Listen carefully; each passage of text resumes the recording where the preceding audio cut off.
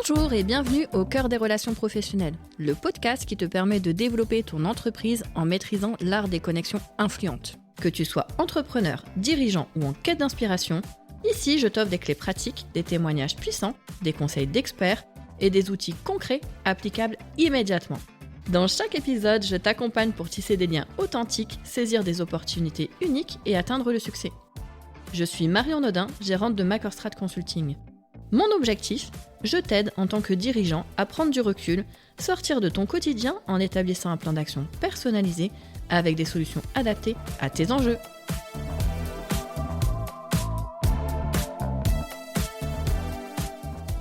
Tu embauches un salarié pour la première fois. Tu ne sais pas comment faire et par où commencer. Il est important de partir sur de bonnes bases dès le départ pour éviter tout quiproquo ou dérapage à venir. Dans cet épisode, tu apprends comment poser un cadre sans passer pour quelqu'un de trop rigide, mais également comment suivre l'activité de manière transparente et sans ambiguïté. Aujourd'hui, je reçois François Trinel, gérant de Fast Communication 360, qui a bénéficié d'un accompagnement pour la première embauche. François a exercé dans un premier temps en entreprise. En développement constant et soucieux de satisfaire ses clients, il a décidé d'embaucher un collaborateur pour maintenir une réactivité aux sollicitations. On revient sur les différentes étapes de l'accompagnement et on va accueillir François. Bonjour François. Bonjour Marion. Alors tout d'abord, je te remercie d'avoir accepté de témoigner ce matin. Merci à toi. Tu as été salarié pendant quelques années et puis là, tu es victime de ton succès et tu as décidé d'embaucher. On va dire ça comme ça, effectivement, j'ai fait plus de 10 ans de salariat, je me suis lancé donc en 2022 à mon compte et victime du succès surtout, c'est surtout des semaines à rallonge où j'ai décidé d'embaucher, de voir si je pouvais embaucher, d'où le fait qu'on a travaillé ensemble là-dessus. Alors justement, comment tu as déterminé si tu pouvais embaucher ou pas ?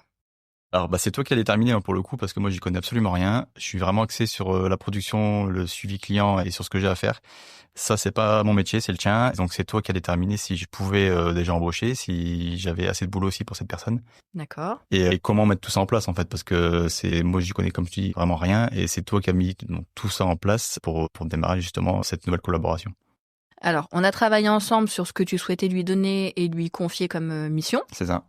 On a travaillé aussi sur tes attentes en termes de marge d'autonomie et de prise d'initiative. Et donc, à partir de là, on a bâti une fiche de poste. Exact.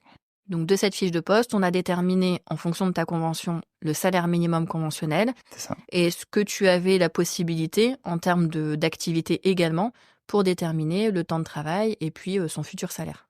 C'est ça, exactement. Donc déjà, de mettre tout ça en place dans un premier temps, de voir si c'est possible derrière, par rapport à l'instant T à la société et puis aussi pérenniser tout ça donc sur le court et le long terme. Ouais, parce qu'il s'agit pas en fait d'embaucher quelqu'un et de pas savoir la payer derrière quoi. Oui, c'est ça, de pas savoir la payer, de mal l'accueillir parce que c'est important aussi. La première embauche, ça passe aussi par l'immersion d'une personne au sein d'une société.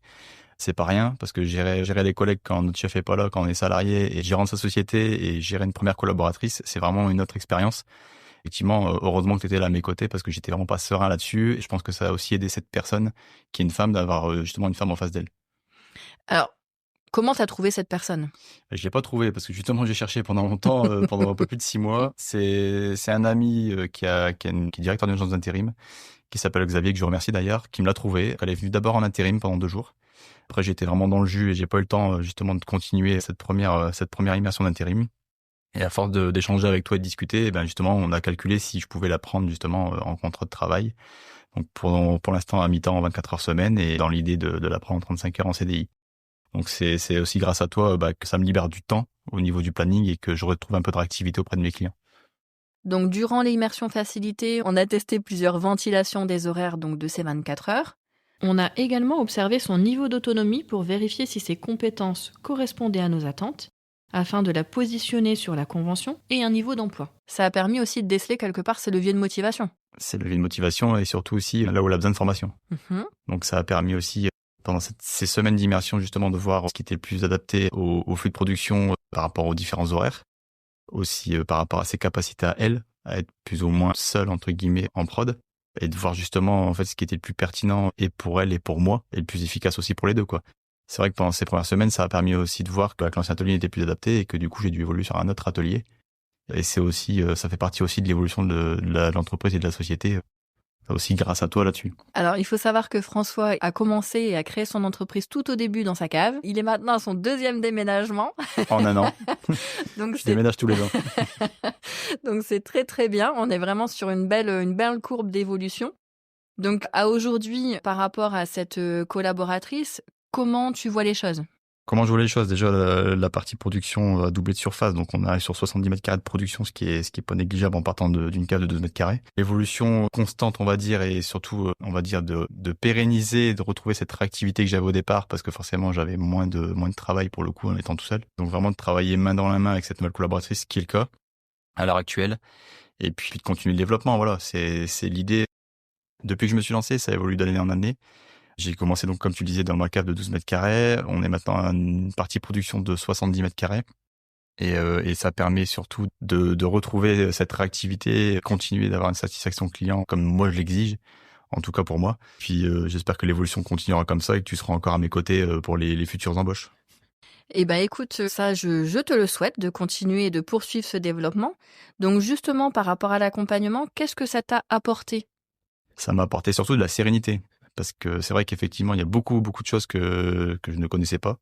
Des trucs quand on est salarié qui passent vraiment de manière anodine, comme un règlement intérieur, comme une fiche de poste, comme un document unique, la mise en place des issues de secours. Enfin, c'est vraiment des détails en fait pour un dirigeant et on a vraiment pas de temps à consacrer à ça. Et c'est vrai que là-dessus, tu m'as fait gagner énormément de temps et vraiment de la sérénité, d'accompagner justement cette personne dans des bonnes conditions, d'être aux normes, tout simplement aussi, d'avoir un atelier aux normes.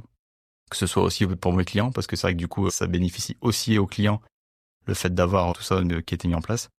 Et puis ça m'a libéré vraiment du temps pour moi retrouver, en fait, pour mes clients, mes devis, mes suivis de chantier, ainsi de suite, quoi. Alors, sur la partie réglementation et obligation de l'employeur, je vous renvoie sur l'épisode numéro 2 qui en parle de manière beaucoup plus développée.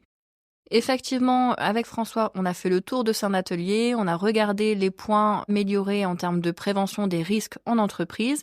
Donc, on est parfois étonné. François, est-ce que tu as été étonné de ce que j'ai pu te raconter ? Oui, des détails, tout simplement, c'est pareil, c'est des détails pour nous parce qu'on est dedans, mais les espaces de circulation, donc ça a des normes avec des distances minimales à respecter.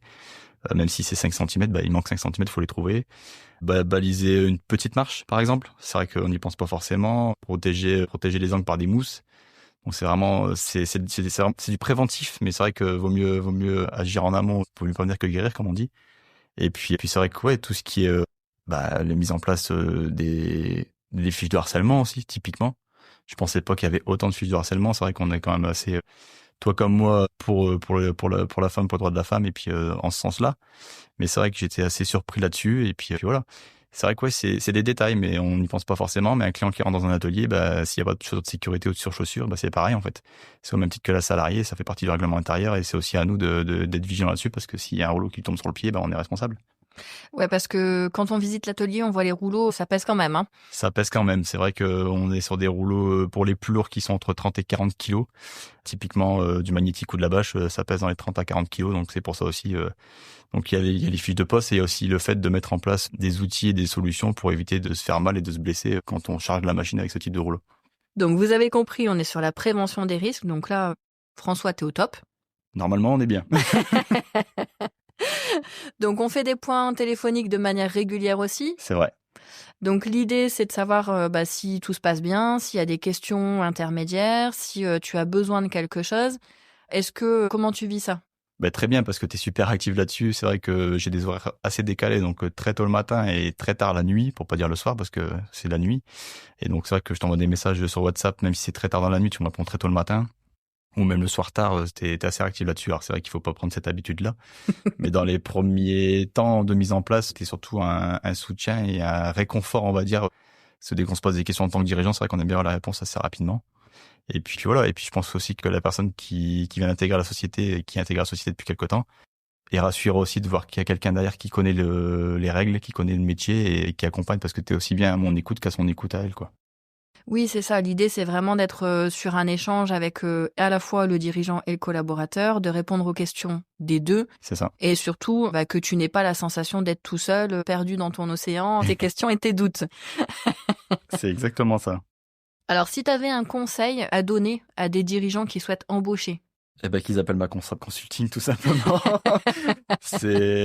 Non, franchement, allez-y. C'est un plaisir. C'est vraiment ça n'a pas été une contrainte pour le coup. Ça a vraiment été un plaisir que tu m'accompagnes là-dessus. Parce que, j'ai découvert des choses et j'ai été très, très serein dans la mise en place, du coup, de cette première embauche. Et franchement, sans toi, je sais toujours pas comment j'aurais fait. Donc, je te remercie, infiniment. Eh bien, merci à toi et merci d'avoir bien voulu témoigner et d'avoir partagé ce moment avec nous ce matin. Alors, si l'on résume cet épisode, tu dois embaucher. Dans un premier temps, détermine ton besoin. Tu souhaites embaucher pour faire quoi? Sur quelle mission? Pour quel niveau d'autonomie? Et avec quel type de profil? Prépare le parcours d'intégration. Il n'y a rien de pire que d'avoir l'impression d'arriver comme un cheveu sur la soupe. Dégage-toi du temps pour mettre en route cette personne. La personne ne sera forcément pas opérationnelle dès la première heure. Prends le temps de faire connaissance avec cette personne. Instaure une communication saine dès le départ. C'est important de pouvoir échanger de manière libre et transparente. Réalise des points réguliers. C'est pareil, c'est important de pouvoir échanger de manière libre sur les points d'amélioration, les réussites et surtout les prises d'initiative. Sache faciliter au quotidien les efforts. Tu souhaites des outils complémentaires? Consulte mon blog. J'espère que tu as noté les conseils pratiques prodigués. Si tu n'as pas eu le temps, réécoute de manière posée cet épisode. Enfin, si tu as peur du management faux pas, réserve dès maintenant ton rendez-vous découverte à l'aide du lien en commentaire.